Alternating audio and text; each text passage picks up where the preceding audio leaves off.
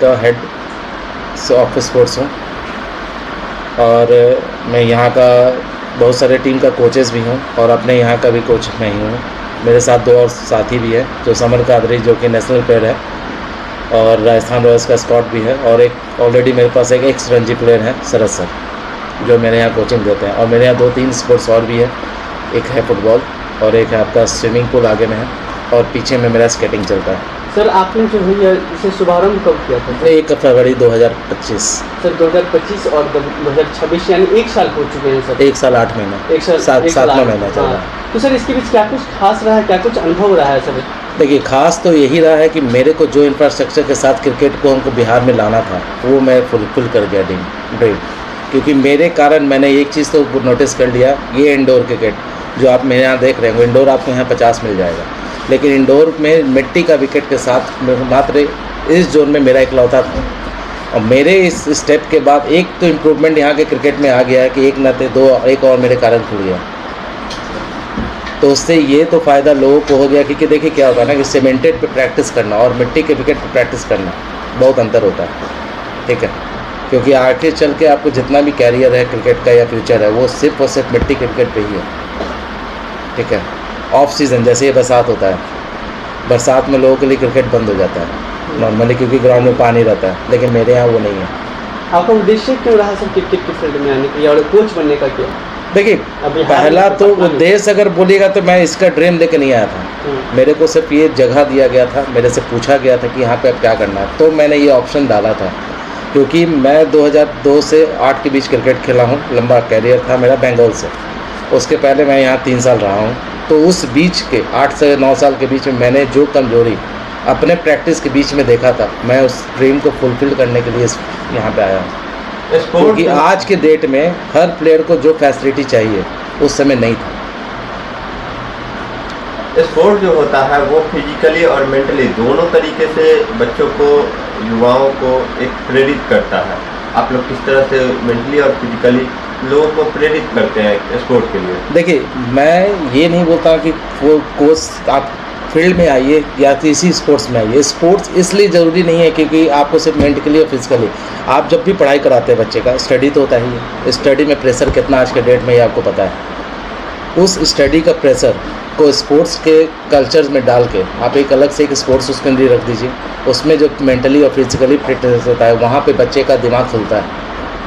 Field में जो physical वो दौड़ता है, उससे उसका बॉडी खुलता है, और ये 2 चीज़ जब खुलता है ना तो माइंड शार्प होता है, और वो इफेक्ट उसके स्टडी पे भी पड़ता है। लोग को ये गलत धारणा पैदा कर ली है कि अगर हम पढ़ाई कराएंगे तो क्रिकेट खिलाएंगे या कुछ भी खिलाएंगे तो बच्चा बर्बाद हो जाएगा। ये गलत धारणा लोग बैठा के रखे हुए हैं, लेकिन ये गलत है। स्पोर्ट्स जितना इम्पोर्टेंट है उतना स्टडी आज के डेट में है। बिहार से कई ऐसे बच्चे हैं जो आज देश में नाम रोशन कर रहे हैं, वो भी स्पोर्ट्स में। किस तरह से देखते हैं?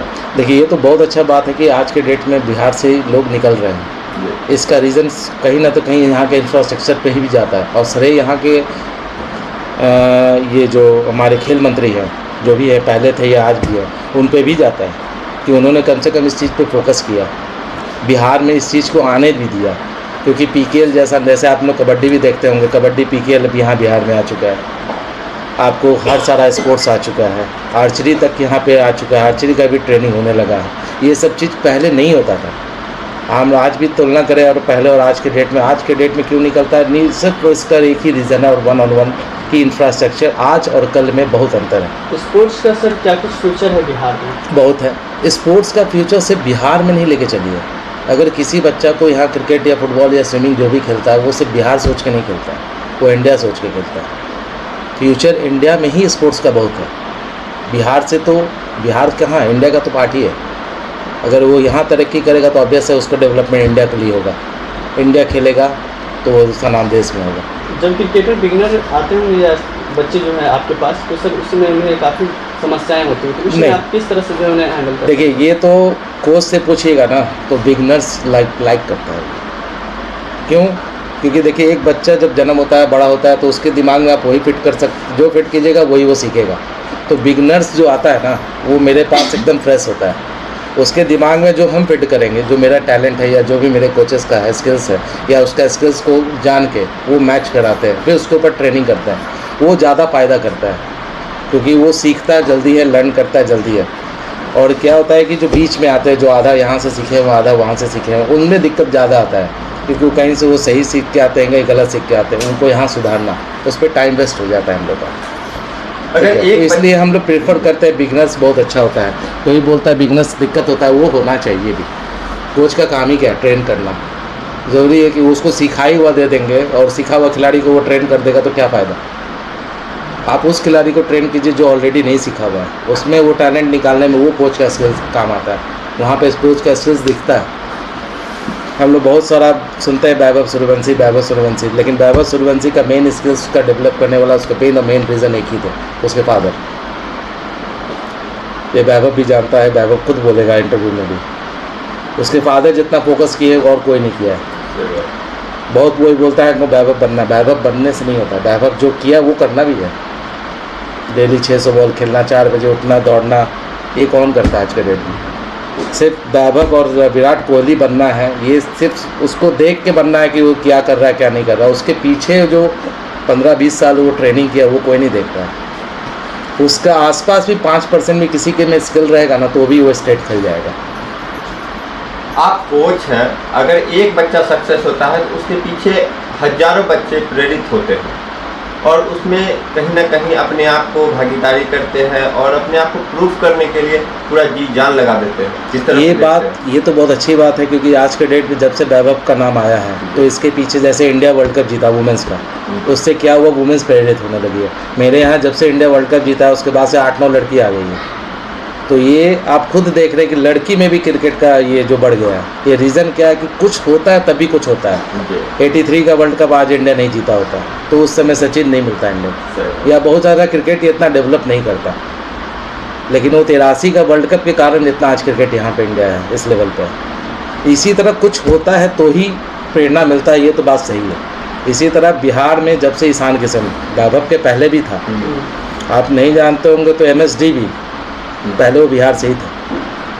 तो झारखंड तो 2003 के बाद बंटवारे के बाद न गए, लेकिन उसके पहले उनका क्रिकेट का पूरा स्किल तो बिहार ही था ना, क्योंकि रांची भी पहले बिहार का पार्ट था। तो वहीं से डेवलप हुआ। मैंने भी MSD को देख के ही उस समय डेवलप इम्प्रूवमेंट हुआ, क्योंकि उसका स्किल्स, उनका स्टोरी उस समय भी जानता था 2001-2003 के आसपास, क्योंकि वो हादसा हुआ, वो क्रिकेट खेलना कैसे वो आगे गए। तो ये सब जो चीज़ें सुनते हैं ना तो अंदर से बूस्टअप होता है। तो आज के डेट में यंगस्टर के लिए बूस्टअप ऑलरेडी ईशान किशन और बिहार में मौजूदा वो क्या नाम है, वैभव है। तो ये तो उन लोग के लिए और उन लोग को बूस्टअप कर ही रहा है। लेकिन इस बूस्टअप में साथ ये नहीं खो जाना है कि सिर्फ उससे मैच करना है। कभी भी हम किसी को मैच करने के पीछे पड़ जाते हैं, इसी में अपना स्किल्स खो जाते हैं। नए बच्चों को क्या मैसेज देना चाहेंगे? सबसे इम्पोर्टेंट आप 3 चीज़ होना चाहिए बच्चे में। वो एकदम आप परिवार से सीख के आइए, कहीं से भी सीख के आइए, लेकिन वो 3 चीज़ बहुत इंपॉर्टेंट है। एक जो बहुत इंपॉर्टेंट पार्ट प्ले करता है वो डिसिप्लिन, हार्ड वर्क, और एक तीसरा सबसे इम्पॉर्टेंट पार्ट है ऑनेस्टी। ये 3 इम्पॉर्टेंट पार्ट है, हर एक स्पोर्ट्समैन में होना चाहिए। ये आपका 3 चीज़ का रहता है ना, उसके साथ अगर आपके पास अच्छा स्किल है तो वो सिर्फ कोच वो जिस दिन नोटिफाई कर लिया वो खिलाड़ी कहीं और चला जाएगा। सर एक स्लोगन बहुत होता है कि लोग क्या होता है ना कि ऑनेस्ट नहीं रहते हैं अपने आप से। हम आपको आज यहाँ पे टास्क दे दिए कि आपके घर पे ये करना है, वो करेगा नहीं, सीधे बोल देगा सर किए हैं। अरे हम लोग को आज नहीं तो कल तो वो दिख ही जाएगा। तो ये झूठ हमसे बोल के कुछ फ़ायदा नहीं होने वाला है। कैरियर हमको नहीं बनाना है, आपको बनाना है, एज ए स्पोर्ट्समैन को बनाना है। तो ये ऑनेस्टी, डिसिप्लिन, हार्ड वर्क, ये 3 चीज़ तो एकदम कूट के भरा होना चाहिए आज के डेट में। क्योंकि आज के डेट में सबसे इम्पोर्टेंट पार्ट आज पेपर में पढ़े होंगे आप, इंडिया का फिटनेस इशू।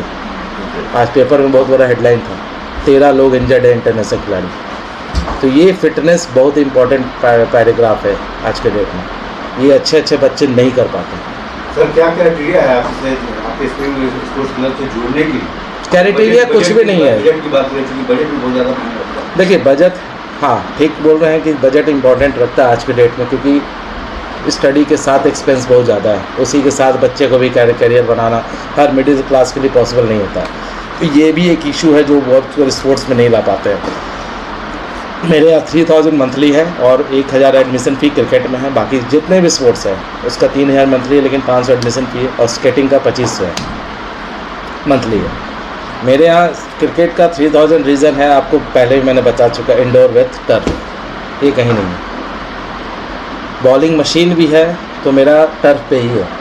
आपको हर जगह बॉलिंग मशीन भी देखेंगे तो वो भी सीमेंटेड पे या एस्ट्रो पे आपको मिलेगा, लेकिन मेरे यहाँ वो भी टर्फ पे।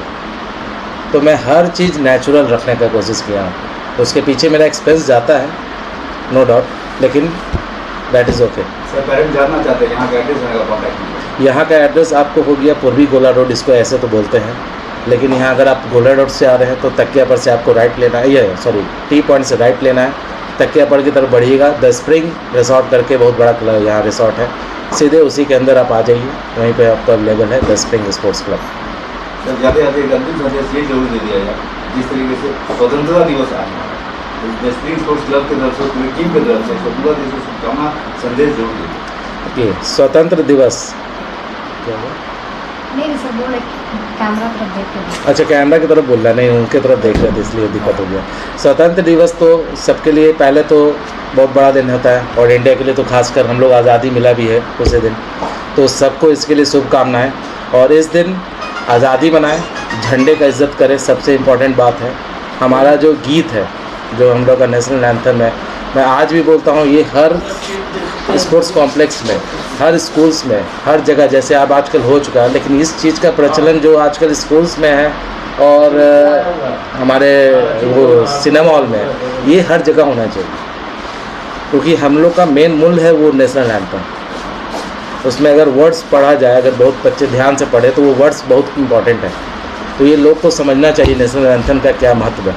तो ये हर जगह होना चाहिए, चाहे स्पोर्ट्स कॉम्प्लेक्स हो, हमारा जो सरकारी जो कॉम्प्लेक्सेस है वहाँ पे तो खास कर होना चाहिए, क्योंकि आप एक देश है, आप जानते होंगे श्रीलंका, श्रीलंका में नेशनल एंथम का इतना इज्जत है कि आप वहाँ का जितना भी 9 बजता है सुबह का, आप देखिएगा, मैं वहाँ रहा गया, वहाँ 2-3 बार विज़िट किया, वहाँ 9 बजता है सुबह का, जितने भी सरकारी संस्था है वहाँ पे ऑटोमेटिक नेशनल एंथम बजता है और सब लोग खड़े होते हैं। तो ये रिस्पेक्ट आपको देना है, तो ये देने के लिए हर बार लिखना नहीं पड़ेगा, बोलना नहीं चाहिए हम लोग को, एज इंडियन अपने आप करना चाहिए। सर अपना कॉन्टैक्ट नंबर एक बार बता दीजिए। मेरा कॉन्टैक्ट नंबर हुआ यहाँ का द स्प्रिंग का 7004959606। बहुत बहुत शुक्रिया सर, बहुत बहुत धन्यवाद, बहुत